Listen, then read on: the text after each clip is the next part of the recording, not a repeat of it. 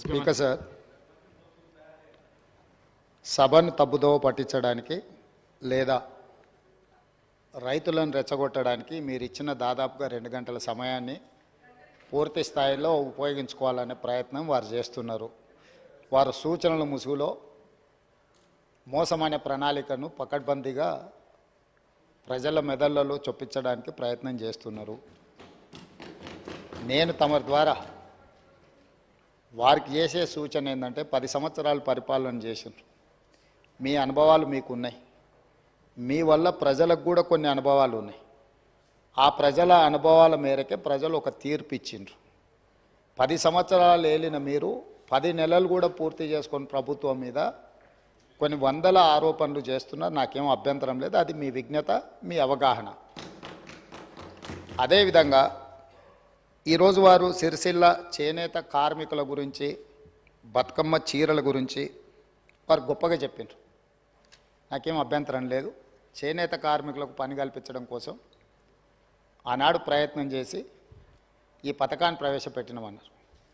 2017-18లో నాకు తెలిసినంత వరకు మొట్టమొదట ఈ చేనేత కార్మికులకు బతుకమ్మ చీరల పథకాన్ని ప్రవేశపెట్టారు.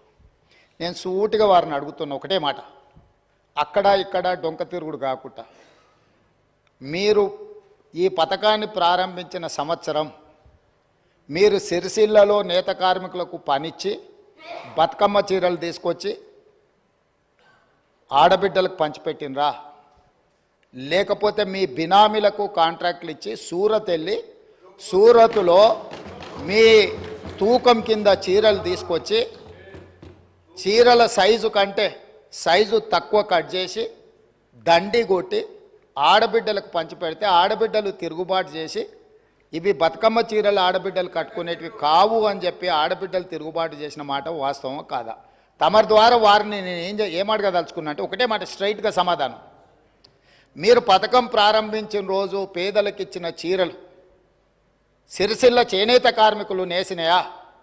సూరత్కి వెళ్ళి కిలోల కింద తూకంలో కొనుక్కొచ్చి కమిషన్లు కొట్టి పేదలను మోసం చేసిండ్రా లేదా వారు చెప్పాలి. నెంబర్ 1 అధ్యక్ష.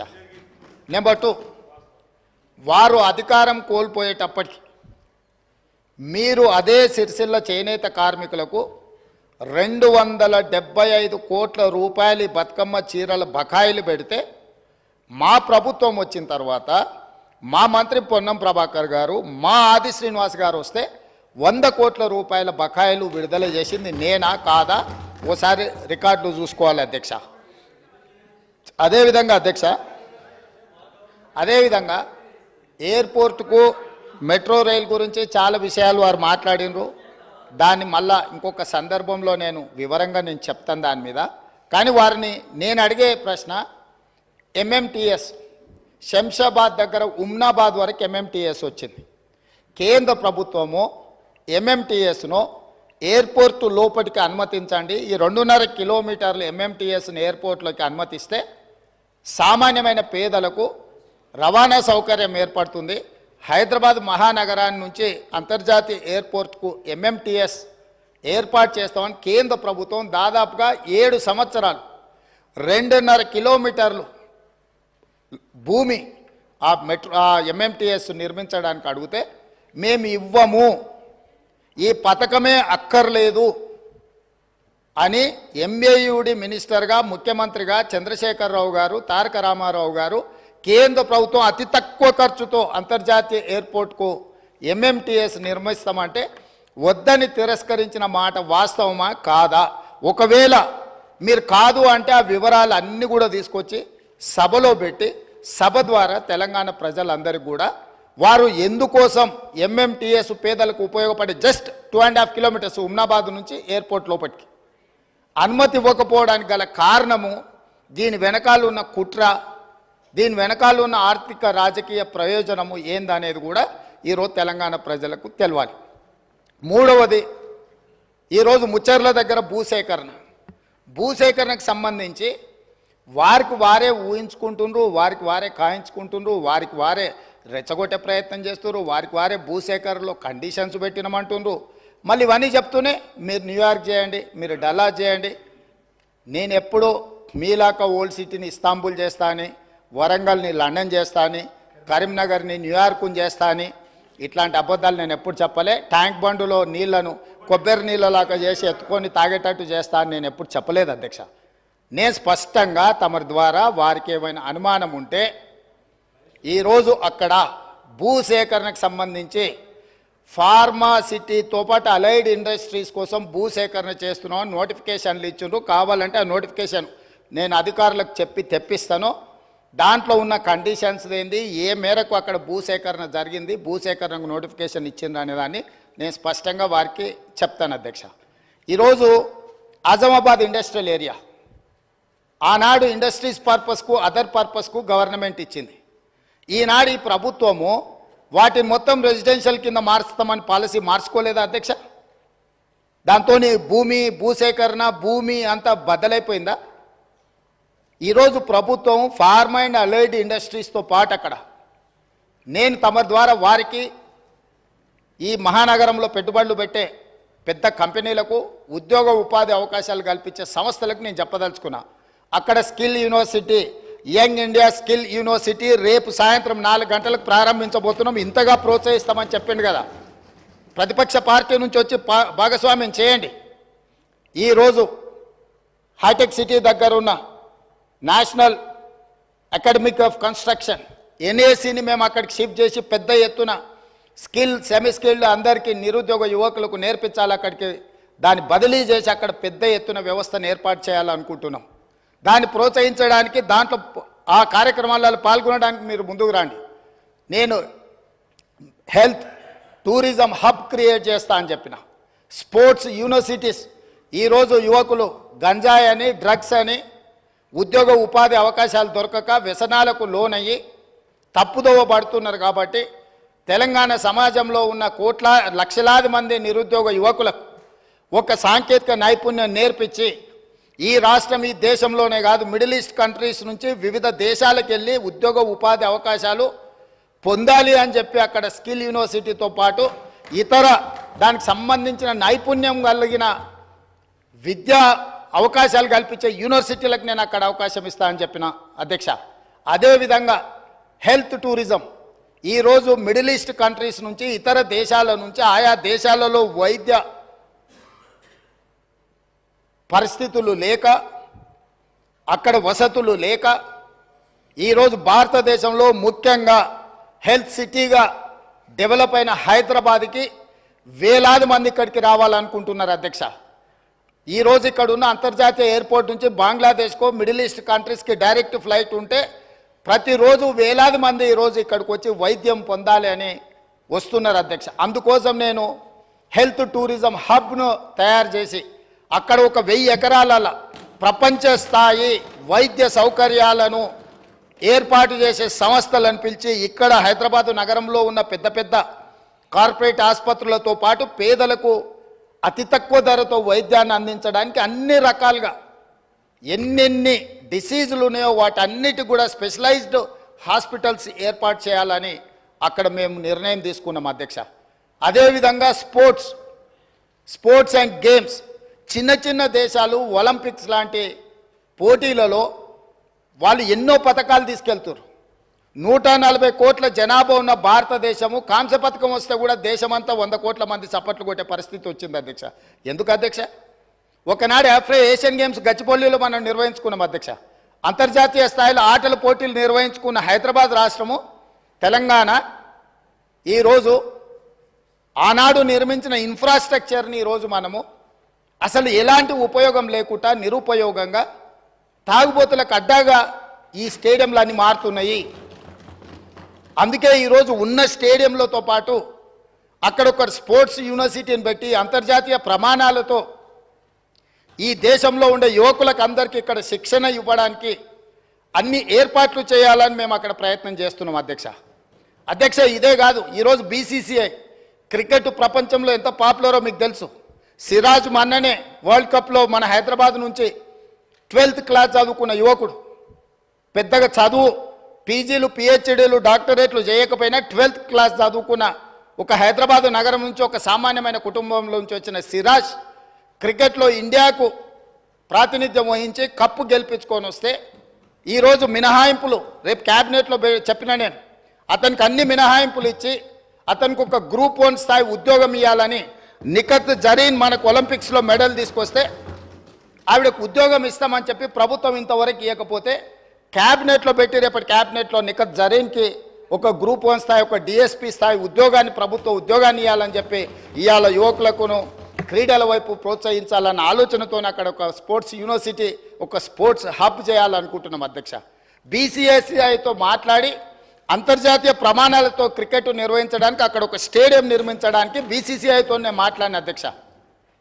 ఈ విధంగా ఒక్కొక్కటి ప్రపంచ స్థాయిలో అంతర్జాతీయ ప్రమాణాలు కలిగిన అన్నింటినీ ఆ ముచ్చెర్ల ప్రాంతంలో తీసుకొచ్చి ఈరోజు ఫార్మా వార్ సిటీ అన్నారు, నేనన్న ఫార్మా విలేజ్లు అన్నా. పొల్యూటెడ్ ఇండస్ట్రీని మొత్తం తీసుకొచ్చి ఒక 25,000 ఎకరాలలో పెడితే వారు అమెరికాలో చదువుకొని వచ్చి వారికి తెలుసు. నెవార్క్ ఎయిర్పోర్ట్ పక్కన ఇట్లనే అన్ని పొల్యూటెడ్ ఇండస్ట్రీస్ పెడితే లాస్ట్గా నగరమే మొత్తం తరలిపోవాల్సిన పరిస్థితి వస్తే ఆ ఇండస్ట్రీని ఇంకెక్కడికో పంపించారు. అదెందుకు అధ్యక్ష? మీకు నాకు వారికి తెలుసో తెలియదో నాకు తెలియదు. వారి దిల్సునగర్ ప్రాంతంలో వారికి ఎంత పరిచయం ఉందో. ఒక సిరీస్ కంపెనీ 30 ఎకరాలలో ఉంటే కొన్ని వేల ఎకరాల ప్రాంతంలో కలుషితమైపోయి బోర్ వేసుకుంటే ఆ నీళ్లతో అన్నం వండుకుంటే వెనకటికి సారె పెట్టుకొస్తే పసుపు బియ్యం వండేటోళ్ళు తెలుసు కదా, పచ్చగా ఎల్లోగా. అట్లా సామాన్యులు ఆ బోర్ నీళ్ళతో వంట వండుకుంటే పసుపు బియ్యం వండుకొని తిన్నట్టుగా ఉండి ఆ ఏరియాల కలుషితం కేవలం 30 ఎకరాలలో ఉన్న సిరీస్ ఫ్యాక్టరీతోని మొత్తం చైతన్యపురి దిల్సుకున్నారు ఆ ప్రాంతమే పూర్తిగా కలుషితం అయిపోయింది అధ్యక్ష. ఆ ఫ్యాక్టరీని తొలగిస్తే కానీ తొలగించినాక ఈరోజు కూడా ఇంకా భూమిలో ఆ కలుషితం ఇంకా కొనసాగుతూనే ఉంది అధ్యక్ష. అందుకే నేను ఆ ఏరియాలో ఇట్లాంటి పొల్యూటెడ్ ఇండస్ట్రీ కాకుండా జినోమ్ వ్యాలీలో ఏదైతే ఫార్మా రిలేటెడ్ ఇండస్ట్రీస్ ఉన్నాయో, ఫార్ములేషన్స్ అంటే ట్యాబ్లెట్స్ చేసేటివి ఉన్నాయో, R&D ఉందో, రీసెర్చ్ అండ్ డెవలప్మెంట్, ఇప్పుడు IDPL బంద్ అయిపోయింది అధ్యక్ష. ఇట్లాంటివన్నిటిని కూడా అక్కడ ఒక 4,000 ఎకరాలలో ఒక అద్భుతంగా ప్రపంచానికి ఇవాళ వ్యాక్సిన్, కోవిడ్ వ్యాక్సిన్ ఎవరు తయారు చేసిండ్రు అధ్యక్ష? ప్రపంచంలో 4 వ్యాక్సిన్లు ఉంటే 3 వ్యాక్సిన్లు మనం తయారు చేసినాం అధ్యక్ష. భారతదేశంలో 4 వ్యాక్సిన్లు వస్తే 3 మన దగ్గర ఉన్నాయి, ఒకటి పూణే నుంచి వచ్చింది. సో ఈరోజు ఫార్మాకి మనం అధ్యక్ష. అదేవిధంగా మా మిత్రుడు శ్రీధర్ బాబు గారు ఉన్నారు. ఇవాళ ఆర్టిఫిషియల్ ఇంటెలిజెన్స్ ఈరోజు ప్రపంచాన్నే ఏలుతుంది. ఈరోజు ఏం కావాలన్నా అద్భుతాలు సృష్టిస్తుంది ఆర్టిఫిషియల్ ఇంటెలిజెన్స్. ఈరోజు అగ్రికల్చర్కి అగ్రికల్చర్ కూడా మొత్తం దాన్ని అనుసంధానం చేసి ఇతర వృత్తులకు అనుసంధానం చేసి ఈరోజు ప్రపంచం అంతా ఐటీ రంగం నుంచి ఆర్టిఫిషియల్ ఇంటెలిజెన్స్ అటువైపు వెళ్తున్నది అధ్యక్ష. అక్కడ 200 ఎకరాల ఒక ఆర్టిఫిషియల్ ఇంటెలిజెన్స్ హబ్ను పెట్టి ప్రపంచ స్థాయిలో పేరుగాంచిన సంస్థలను అక్కడ తీసుకొచ్చి అక్కడ ఏర్పాటు చేయాలని మేము ప్రయత్నం చేస్తున్నాం అధ్యక్ష. రోజుకు 18 గంటల అధికారులను సమన్వయం చేసుకుంటూ ప్రపంచంలో ఉన్న ప్రతి ఒక్కరిని మేము సంప్రదిస్తూ ముందుకెళ్తున్నాం. ఈ ఆర్టిఫిషియల్ ఇంటెలిజెన్స్ గురించి మేము చర్చించుకునేటప్పుడు ఏదో ప్రశ్న వచ్చింది, ఆర్టిఫిషియల్ ఇంటెలిజెన్స్కు కేటీఆర్కు పోలికేంది అని ఎవరో ఇట్లా వాళ్ళు మాట్లాడుతా ఏదో అడిగినారు అధ్యక్ష మా మంత్రి గారికి. అంటే ఒక ఆయన సమాధానం చెప్పిండు, ఆర్టిఫిషియల్ ఇంటెలిజెన్స్లో కేటీఆర్ గారు 100% ఆర్టిఫిషియల్, 0 ఇంటెలిజెన్స్ అని చెప్పిండ్రు అధ్యక్ష. సో ప్రభుత్వం చేస్తున్న పనులను మీరు ఎప్పుడైనా మీరు అడగొచ్చు, మీరు చెప్పొచ్చు, మీరు ప్రభుత్వం చేస్తున్న పనులను వివరాలు తెలుసుకోవచ్చు. ప్రతిపక్షం చెప్పడానికి మాకేం అభ్యంతరం లేదు. కాబట్టి ఇవాళ ఆ ప్రాంతాన్ని ఒక అద్భుతమైన నగరంగా వారు ఏదైతే మెట్రో రైల్ గురించి చెప్పినరో, నేను ఇప్పుడు మళ్ళీ నిర్మించబోయే 4th సిటీ అధ్యక్ష, హైదరాబాద్, సికింద్రాబాద్ సిటీ, సైబరాబాద్ సిటీ, ఇప్పుడు ముచ్చెర్లలో 4th సిటీని మేము ఈరోజు ఎస్టాబ్లిష్ చేయబోతున్నాము. ఆ 4th సిటీనే అవర్ ఫ్యూచర్ సిటీ అధ్యక్ష. ఈ Hyderabad city, Secunderabad city, Cyberabad city is equal to 4th city. 4th సిటీనే అవర్ ఫ్యూచర్ సిటీ అధ్యక్ష. ఇవాళ అంతర్జాతీయ ఎయిర్పోర్ట్ వరకు మెట్రో తేవడమే కాదు, అంతర్జాతీయ ఎయిర్పోర్ట్ నుంచి ముచ్చెర్లలో నిర్మించబోయే ఒక గొప్ప నగరానికి మెట్రో రైల్ రవాణా సౌకర్యాన్ని కూడా ఏర్పాటు చేసి ప్రపంచమంతా ఎక్కడ పెట్టుబడులు పెట్టాలి అని అంటే అక్కడికి వచ్చి పెట్టుబడులు పెట్టాలి. వైద్యం కావాలంటే అక్కడికి రావాలి, ఉద్యోగం కావాలంటే అక్కడికి రావాలి, స్కిల్ నేర్చుకోవాలంటే అక్కడికి రావాలి, అంతర్జాతీయ క్రికెట్ పోటీలు జరగాలంటే అక్కడికి రావాలి, గల్ఫ్ క్లబ్ ఆడాలి అని అంటే వాళ్ళంటి శ్రీమంతులు ఆడుకునే గోల్ఫ్ అని ఉన్నది కదా అధ్యక్ష. మాకు తెలియదు, మేము ఊర్ల నుంచి వచ్చిన వాళ్ళం, కానీ వాళ్ళ శ్రీమంతుల కోసం పెట్టుకునే గోల్ఫ్ ఉంది కదా అధ్యక్ష. దానికి కూడా పెద్దలు సురేందర్ రెడ్డి గారిని పిలిచి మాట్లాడి మీ నేతృత్వంలో ఓ 200 ఎకరాలు అక్కడ ఇస్తాము, ఈ అంతర్జాతీయ పెట్టుబడులకి ఇవన్నీ కూడా ప్రామాణికంగా ఈరోజు చర్చిస్తున్నారు, మీరు గల్ఫ్ క్లబ్ కూడా అక్కడ డెవలప్ చేయండి అని పెద్దలు సురేందర్ రెడ్డి గారిని. ఎందుకంటే Hyderabad golf club, Hyderabad race club, ఇట్లాంటి గొప్ప గొప్ప వాటిని వారు ప్రారంభించి వారు అద్భుతంగా ముందుకు తీసుకెళ్ళిండ్రు, వాటిని సక్సెస్ చేసిండ్రు. వారి అనుభవం మన రాష్ట్రం ఉపయోగించుకోవాలని చెప్పి ఈరోజు అక్కడ గల్ఫ్ క్లబ్ కూడా మనము ప్రణాళికలు చేస్తున్నాం అధ్యక్ష. ఇవన్నీ 7 నెలల్లోనే మేము ఏమీ చేయలేదన్నట్టుగా, పూర్తిగా వైఫల్యం చెందినాం అన్నట్టుగా ఏంది అధ్యక్ష ఇది? మీ 10 ఏళ్ళ అనుభవం, మీ విదేశాలలో చదువుకున్న పరిజ్ఞానం తెలంగాణ ప్రజలకు ఉపయోగించండి. ఎంతసేపు ఉన్న రాజకీయ ప్రయోజనమేనా? రాజకీయ ప్రయోజనం తప్ప ఇంకేం లేదా? ఇప్పుడు ఎన్నికలు కూడా లేవు. నేను మిత్రుడికి చెప్తున్నా, ఎన్నికలు అయిపోయినాయి, అసెంబ్లీ అయిపోయింది, పార్లమెంట్ అయిపోయింది, ప్రజలు ఒక తీర్పు ఇచ్చిండ్రు. ప్రజలకు ఇప్పుడు మనం తిరిగి ప్రతిపక్షంలో మీరు పోషించాల్సిన పాత్ర మీరు పోషించండి, పాలకపక్షంలో మేము చేయాల్సిన నిర్ణయాలు మేము చేస్తాము, మాకు పాలసీ లేదు, పాలసీలు తేలేదు అంటారు. ఇంతవరకు 10 ఏళ్ళు ఉన్నారు, మీరు ఎనర్జీ పాలసీ తెచ్చిండ్రా, టూరిజం పాలసీ తెచ్చిండ్రా, డెవలప్మెంట్ పాలసీ తీసుకొచ్చిండ్రా, అగ్రికల్చర్ పాలసీ తీసుకొచ్చిండ్రా? ఏదైనా ఒక పాలసీ ఇప్పటి వరకు 10 సంవత్సరాలలో మీరు తీసుకొచ్చిన ఒక పాలసీ చెప్పండి.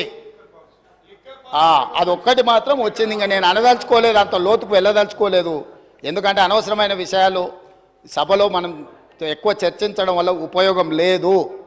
కాబట్టి అధ్యక్ష, వారికి ఓపిక ఉండాలి, సహనం ఉండాలి. అనుకోకుండా అవకాశం వచ్చింది, 10 సంవత్సరాలు మంత్రిగా కొనసాగిండ్రు, సంతోషపడుండ్రి. తెలంగాణ సమాజం ఇంత ఇచ్చింది మీకు. వారు ఒక అలిశెట్టి ప్రభాకర్ గారి గురించి వారి కోట్ చేసినట్టు ఉన్నారు, నేను వస్తా విన్నాను అధ్యక్ష. సేమ్ అదే అలిశెట్టి ప్రభాకర్ గారు కూడా ఒక మాట చెప్పిండ్రు అధ్యక్ష. అది చెప్పి నేను మళ్ళా దీని మీద వివరణ ఇచ్చినప్పుడు మిగతా డీటెయిల్ చెప్తా. అదే అలిశెట్టి ప్రభాకర్ గారు ఇంకొక మాట కూడా చెప్పిండ్రు అధ్యక్ష. ఒక అడవిలో గుంటనక్కనట ప్రమాణ స్వీకారం చేసిందట, ఇక ముందు మిమ్మల్ని ఎవరిని మోసగించనని. అడవిలో గుంటనక్క ప్రమాణ స్వీకారం, మిమ్మల్ని ఎవరిని మోసగించనని చేస్తే గుంటనక్కని ఎవరన్నా నమ్ముతారా అధ్యక్ష? 10 సంవత్సరాలు ఏలి ప్రజల్ని మోసం చేసి ఇవాళ వారు అక్కడ కూర్చొని ఈ ప్రభుత్వం ఏం చేయట్లేదు, ఈ ప్రభుత్వం తెలంగాణ సమాజాన్ని మోసం చేసింది అన్నట్టుగా మాట్లాడితే నమ్మడానికి ఎవరు సిద్ధంగా లేరు అధ్యక్ష. అదే అలిశెట్టి ప్రభాకర్, కరీంనగర్ బిడ్డ, సిరిసిల్లనే అనుకుంటా పొన్నం ప్రభాకర్ గారు చెప్పాలి, జగిత్యాల, వారు చెప్పిందే కూడా మన కళ్ళ ముందల ఉంది అధ్యక్ష. కాబట్టి దయచేసి తారక రామారావు గారికి నా సూచన ఒక్కటే, సరే పెద్దలు వారు రాలేదు, వారి అనుభవంతో మాకేమైనా సూచనలు ఇస్తారని ఎదురు చూసిన, చీల్చి చెండాడుతా అని అంటే ఎందుకైనా మంచిదని బుల్లెట్ ప్రూఫ్ జాకెట్ కూడా తోడుకొని వచ్చినాం అధ్యక్ష. మా వెంకటరెడ్డి గారు అయితే 10 గంటలకు అసెంబ్లీ అని అంటే 9:30కే వచ్చి కూర్చున్నాడు, అదేందో చూద్దామని చెప్పి. ఒక సినిమాలో మీకు తెలుసు కదా అధ్యక్ష, నేను ఊరు బయట ఉన్న కొండను ఎత్తుతా మీరు రాండి అని సవాల్ ఇస్తుండే ఒక ఆయన. ఊరంతా వచ్చిందారే ఎట్లెత్తుతాడో చూద్దామని. ఇంకా పేల్వాన్ కూడా కొండ దగ్గరకు వచ్చిండు, వచ్చే మొత్తం జబ్బలు జరుచుకొని తొడలు కొట్టుకొని చెప్పిండట, మీరు అందరు కలిసి ఎత్తి నా మీద పెట్టుండి మోసి చూపిస్తా అని. గట్లనే ఉంది అధ్యక్ష వాళ్ళ చీల్చి చెండాడు కూడా. కాబట్టి దయచేసి ఇప్పటికైనా సబ్జెక్ట్, ఇప్పటికైనా ప్రభుత్వం అధ్యక్ష, ఈ ప్రభుత్వం విధానపరమైన నిర్ణయాలు తీసుకుంటుంది, ఈ ప్రభుత్వం పాలసీలు తీసుకొస్తుంది, ఈ ప్రభుత్వం రైతు పాలసీ తీసుకొస్తుంది, అంటే వ్యవసాయ పాలసీ తీసుకొస్తుంది, ఈ ప్రభుత్వం స్పోర్ట్స్ పాలసీ తీసుకొస్తుంది, ఈ ప్రభుత్వం ఆర్టిఫిషియల్ ఇంటెలిజెన్స్కు సంబంధించిన